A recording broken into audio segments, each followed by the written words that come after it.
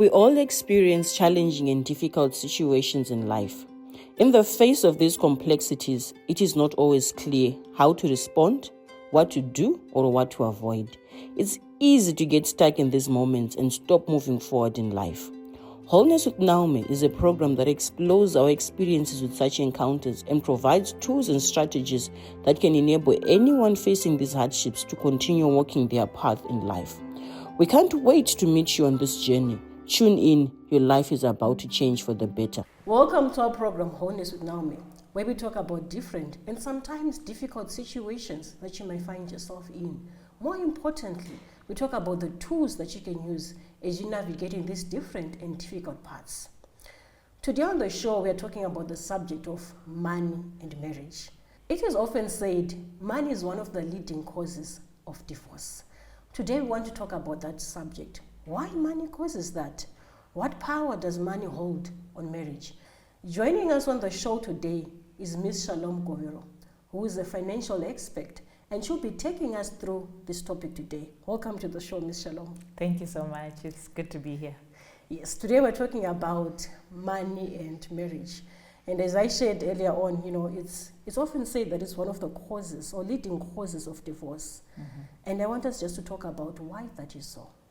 Yeah, and for me in my work in the last, 10 years of training in financial education, a lot of the issues that come up in training rooms is around this whole aspect of what do I do with my spouse? We're not agreeing here. He spends differently from me. Mm-hmm. I don't think he understands the importance of investment, for example. Mm-hmm. So I've realized that I can sum up the different reasons in sort of three words, okay, which is an acronym.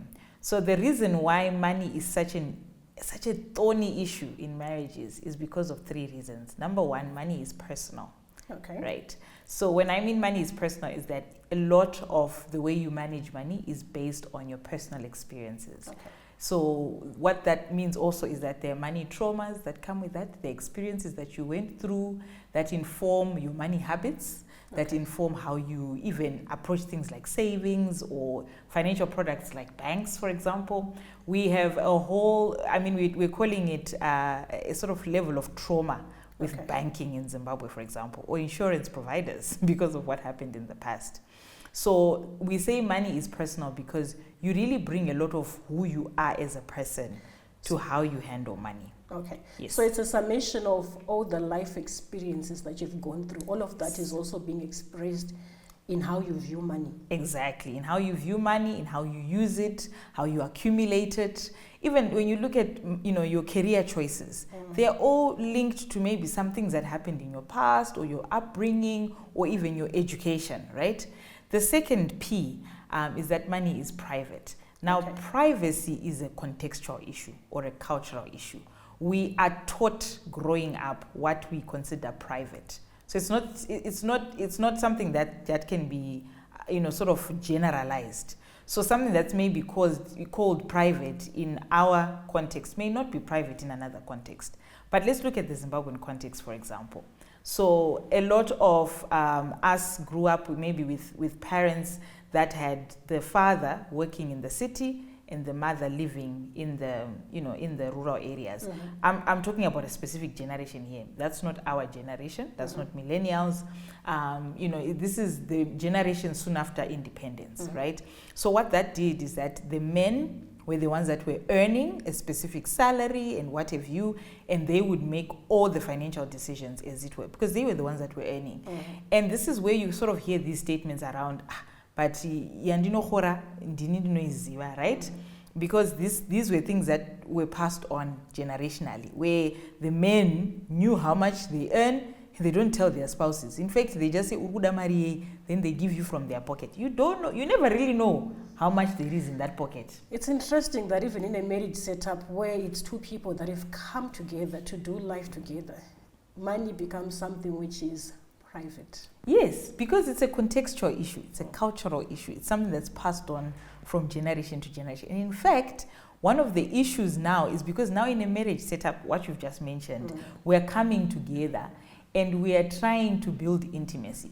intimacy flies into privacy, right? It does. It says, break down all the walls and open up, be transparent, be vulnerable, so that we can build together. Yes. So that's why it becomes such a thorny issue in marriage. The final P is that money is political. Now, not in the way you think, Okay. but from the perspective of saying there are power dynamics when it comes to managing money. So what do I mean? Because politics is just really saying who gets what, when, and how, right? So you think of family dynamics that come into play, family politics that come into play. Isusu kwelu tinodai, but kwe ava avaite isusu. Saka, how do we then manage money when we come together and we're trying to come up with a family unit that manages money and decides who gets what, when, and why? That's why money in marriages is such a thorny issue, because of these 3 Ps. It's personal, it's private, and it's political. Oh, that's quite insightful. I'm even trying to see where I stand in all those 3 Ps that you've also just mentioning, just taking it to that personal level. Yes. So just as we continue with the discussion, Ms. Govero, are there any maybe healthy communication habits that can help maybe couples go through the 3 Ps that you've mentioned? Mm-hmm. So the first things that I always tell people is that when you are in the dating phase, right? Before marriage, let's start there, because a lot of times we kind of think that money is not that big of a deal. I remember when we were still dating with my husband, there are things that, even if someone doesn't have money. It sounds obvious that things will flow like this. Exactly. And even if your partner doesn't have money that day, I don't know, you just kind of find a way to make it work, and you have probably the best time. Even when you've just spent $5, it's like, oh my gosh, we had the best time, right? But then the reality of the matter is that when you then get married, you're going to have to make money decisions. And these cut across, every single day that you have, you're going to be having, you're going to have to make money decisions. So it's important that at couple stage, people talk about these things. What do I mean? You talk about what are the experiences you had in your upbringing that informs, how you manage money. A simple way of doing it is to run, just a quick money quiz. These are available online. Okay. Do a money quiz together, kind of see your money personalities.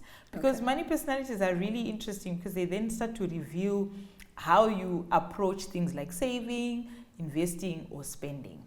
And that can be a really good starting point. And I remember I used to always encourage people to do the coin game, but now we don't really have a lot of coins going around. Yes. But you could do it where you can sort of pick a year out of a hat even. And then your partner asks you what happened that year that had, sort of a financial impact on your life. It could have been a good thing or a bad thing. Okay. That can open up, conversations around money trauma. Because a lot of the money decisions that you're going to be making will most of the time be based or rooted in your money traumas. That's quite That interesting. that can be a really good way to start the conversation. So this is prior to marriage. And you know what? I often tell people that people go to premarital counseling. That's great. But engage a financial coach and have a financial coaching session. It can do a world of good for you and help you to start on the same page. Oh, thank you so much for that. I really want us to go further in this topic, but before we do that, let's take a short break. To join me in the next segment. Thank you.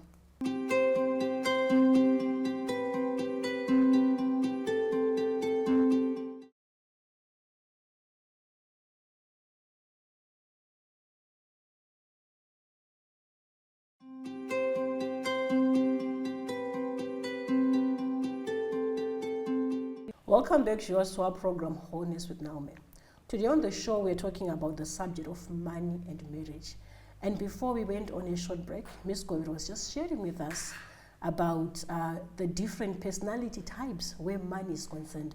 I'm just interested in knowing, so is it possible that when one has seen that my partner has trauma with regards to money, that they can actually say we are not able to continue to marriage?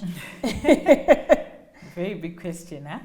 I think it really depends on how bad is this, right? Okay. How bad is the situation? One of the things I forgot to mention is that when you then talk about money before marriage, it's also important to come clean about certain things like the debt that I have, the amount of money that I'm actually earning currently, because we don't marry potential only. We also need to marry, current figures with reality, so that we know, oh, okay, when we get married, you are bringing in $200, this one is bringing in 100. This is the kind of budget we'll work with. So part of that is also talking about the debt that each person carries. Now, if you realize before marriage that this person is owing a lot of money and they're not even making a plan about this, it could be a deal breaker for someone, right? So it really depends on how you're ranking these issues. But when it comes to money traumas, we can deal with them. We can work it out. Why? Because people change, people grow. And also the biggest thing is having an awareness about it. Okay. A lot of us are not self-aware, especially when it comes to money. We really just don't know what's going on within us. We just sort of make money decisions and we wonder, where is that coming from? Right? How did this happen? How did this happen? So self-awareness, and then not just self-awareness, but then having the awareness for both of you, saying, actually, we are seeing, where these issues can cause conflict, and then saying, what kind of plan can we come up with when we get married? Okay. So I'll give you a good example. My husband is a spender, and I'm a saver. Before we got married, there are things so these are different personalities. Money personalities, yes. So I'm more of a saver. I hoard money. I like to keep as much money as possible. But my husband is more of a spender. So before we got married, it's things that I would notice that I think my husband likes to spend. But we'd have to have a proper conversation about it so that we can then agree, okay, so when we then get married, who takes care of the savings kitty? So it probably means it's me. Right? Because you are the saver. I'm the saver. So it means now we can complement one another based on the strengths that we have. And we can also help each other, reduce the impact of your weaknesses or your extreme financial habits. The ones that we are not too happy and proud of, those financial habits that are detrimental, we can reduce the impact of it if we are aware. Okay. And we can come up with methods to help you sort of reduce the impact of that. That is quite key, being aware, especially where money is concerned. There we go. But let's go a little bit further. This is now a couple. They have different money personalities, as you were just sharing on. What sort of challenges can people experience if they find that they have different personalities with regards to money? Oh, the issues are plenty. They are various, right?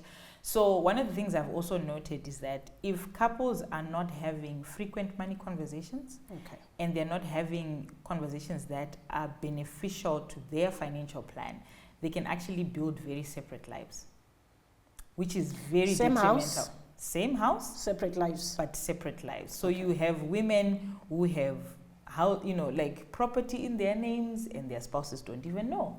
I've heard of those. Exactly. You have maybe a spouse who has, a completely different financial life to their spouse. So when death happens, that's when usually these things come out in the open. And it can be a nightmare for whoever is remaining, whether it's the children or the other spouse. So that's one of the extremes that happen, right?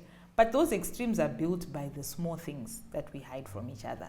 The fact that, maybe you may buy a perfume and you don't want your spouse to know, or you may buy a handbag or a laptop or a gadget and you don't want your spouse to know. And that sort of adds up, because what it actually also means is that whatever we're trying to build, we are unable to build it, because now it almost looks like we're building on one salad, when actually it could be two incomes that is building one unified life or one unified family unit, or family wealth rather. Yes, and when people are working together, unified in that they actually have so much strength together. There we go. And one of the things I encourage people to do, which is very interesting in our context, because the departure is because people don't talk about what they're envisioning about their financial future together. So I often give couples an exercise to say, go and just dream about your future. Each person should draw a picture of what their future is going to look like, maybe 5 years from now. What is that picture that comes to your mind? Individually. Then you come together and you compare the pictures. You will be surprised to know that some people will be like, I never even knew that's the kind of house you wanted. I never even knew. Every time you said you want a house, I didn't know this is what you were thinking.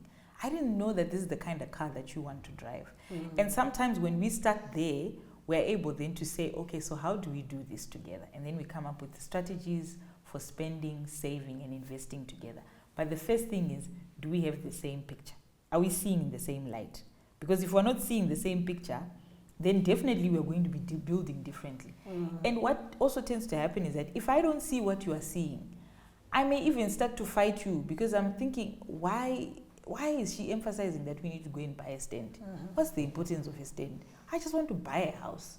I'll just get a mortgage and buy a house, right? So you end up fighting on things of just making a simple decision to say, do we buy or buy a house or purchase a piece of land and build. Same goal, but getting there. Same goal, but we're getting there differently. Okay. So let's decide by starting off with the same picture. When we start off with the same picture, it then helps us to distill that picture into actual goals. So I often give people an activity to then say, you then do an annual general meeting where you talk about this picture and how you're going to get there. And you really put everything on the table. I may be running a business, you are running a business, but what are we going to bring to the table to bring this vision to life, this 5-year plan that we have on the table to make sure that we get there together? That's quite deep. Thank you so much for that sharing. Viewers, let's take a short break. Do join me in the next segment. Thank you.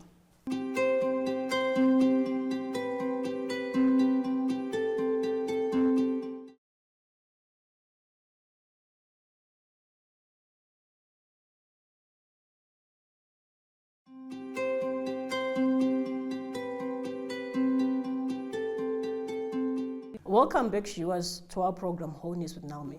Today we're talking about the subject of money and marriage. I want to understand this, Ms. Scovero.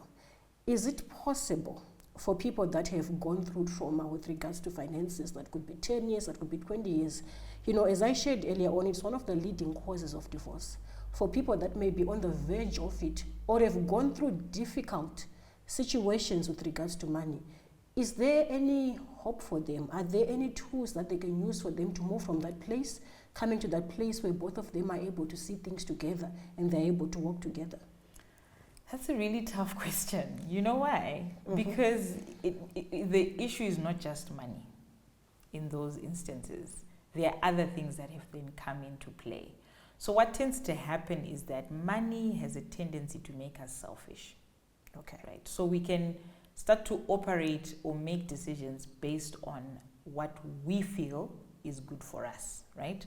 So that's what causes the pain, that's what causes the bitterness and the resentment, because I feel unloved or I feel disrespected because you went on and bought a piece of land without considering me. So now the issues are no longer just about money, but they are now marital issues. So the first part is to really say you need to sit down and ask yourselves, what are now the issues? Because they've gone beyond money now. You start working on the issues. And this is where you may need to forgive the other person, right? And start off building a bridge, which has to do with you getting marital counseling first of those issues. Then aside those marital counseling sessions, you can then start working on a financial plan that you both have input in. So that's why that first P is very important.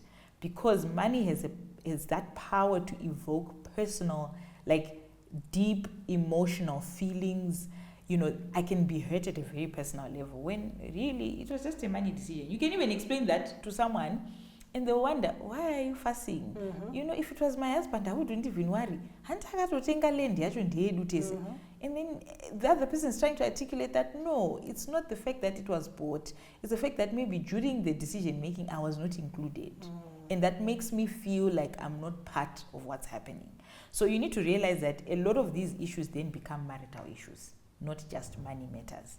Time and time again, I actually separate couples when you're now doing financial coaching at that level, because you want someone to take ownership of what they did in that particular scenario and be able to work out, because these are, like I said, they're personal issues.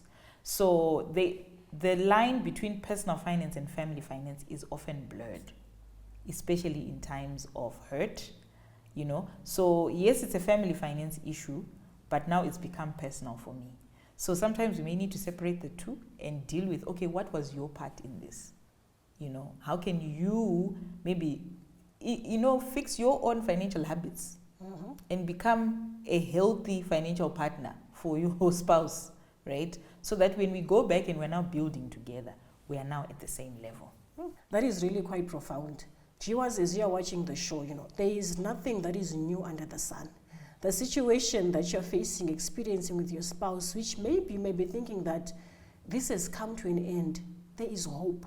What are some of the tools that people can use who are finding themselves, as you shared, we started off from people that are maybe experienced trauma as a result of money, but even on a day-to-day basis, what are some of the tools that people can use to be able to ensure that they have a healthy financial relationship? Good question. I think one of the things I often encourage couples to do is visit a financial institution together, right? And get to talk to a financial advisor. Financial advisory in Zimbabwe is free, right? In most financial institutions. So walk into one, talk about what they offer for your family finance, but it's also an opportunity for you to just talk with a neutral party who can bring in different ways of getting to your goals, and they can also help you see things differently. So that's the first tool. Where are they found? I mean, any financial institution you go into today, you literally can walk in and say, I want to speak to a financial advisor with my spouse. We want to discuss what you can offer us. The reason why you ask the question, you know, we want to discuss what you can offer us, is because it's also an opportunity for them to share their own product catalog with you. But don't worry about the product catalog. Whether you take it or not, it's fine. The important thing is you've gone in with your spouse and you get to talk about your dreams, your goals, and where you are going as a couple, right? So that's one tool. The other one I want to also help you with is, in our context, we are very churched. So we have a lot of church meetings, we have couples meetings. Let us invite, once again, those banking institutions I mentioned, some of them can actually come and just give you a financial literacy or a financial education talk for free. Why are they doing this? Because we understand societies are built on family strength, right? So if you can bring in a financial educator on board to your couples meeting, they can help even start conversations around estate planning. We have a crisis in this country. People don't have wills, they don't have trusts. You know, estate management is a whole issue by itself. A lot of lawyers now can offer you an estate planning session for free, because they're saying, if we come in and we give it for free, maybe some of you may want to engage our services. So bring these people in. Some of them are already in your networks.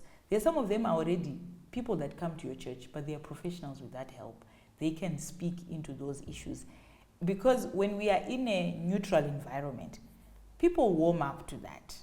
People listen to, you know, people who are of authority, that have been brought in by the church. So you don't have to do it. And I know a lot of women do this. They nag their husbands about these financial issues, and it never helps, right? Bring in a neutral party. I was at a men's wellness day at a church 2 weeks ago as a woman speaking on this. You know, it was such a joy for me to just speak to a group of men, speak to younger men, speak to older men, and say, hey, your wives are saying this, the girls are saying this, fix this up. And it can be such a powerful session, because people then see the importance of doing life, or finances rather, together. What is key, which is coming out from your sharing, is that when you bring such people into your communities, even some of those difficult and tough conversations, they become much easier, because there's someone that is sharing, that is breaking all that up down. So it makes even that whole conversation much easier for you. But let's look at a family level. How can we ensure that we have a healthy financial relationship, we are managing our finances well at a family level? Once again, the same principles apply. So if we hear a show like this on TV, let's discuss it together. The same way we discuss about, you know, the soccer teams, I won't mention them by name, but we talk about this soccer team has done badly this season, etc. Bring those money conversations to the kitchen table. We once did a financial education workshop where one guy said, you know what, I'm going to take this budgeting template and do it with my kids. He did it with his kids and he said, my goodness, these kids have got so many ideas on where we can get cheap stuff. They were telling me, no, Dad, we don't have to use this much for that. Reduce it. And he got so much from them. He thought they wouldn't understand, but they do. Thank you so much for that, and thank you for joining us on the show. Any last words for our viewers? For me, I think the biggest thing I often tell people when it comes to money in marriage is that you've got to make sure you are on the same page. You know, get onto podcasts together, learn together. When it comes to finances, there's so many things that people do not know.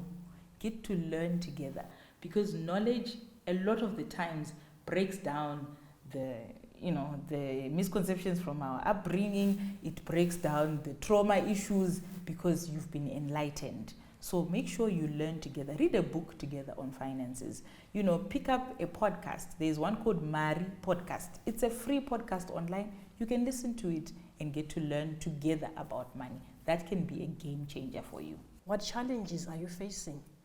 What can you put in place to ensure that you continue walking that path and you're able to overcome the challenges you're currently facing?